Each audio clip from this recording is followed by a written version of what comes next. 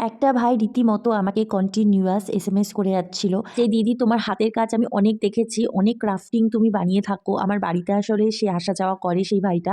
তো এইজন্য আরকি ও দেখেছে অনেক কাজ। তো আমাকে খুব করে রিকোয়েস্ট করেছিল যে, "দিদি তুমি আমাকে একটা এমন ক্রাফটিং এর কাজ কিছু বানিয়ে দাও যেটা আমি আমার গার্লফ্রেন্ডকে গিফট করতে পারি এবং সে যাতে খুবই ইমপ্রেস হয় সেটা দেখে।"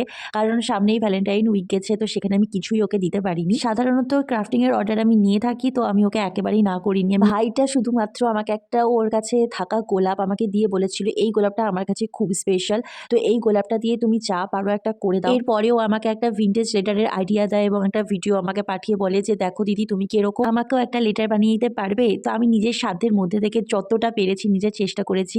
আর ও যখন লেটারটা হাতে পায় ও এতটা খুশি হয়েছিল যে ও বলছিল যে, "আমি এতটা এক্সপেক্ট করিনি এতটা সুন্দর হবে।" তোমাদের কেমন লাগলো অবশ্যই জানিও। আর তোমার স্পেশাল কাউকে যদি তুমি এরকম ক্রাফটিং এর জিনিস দিতে চাও আমাকে কন্ট্যাক্ট করো জিমেলে। টাটা।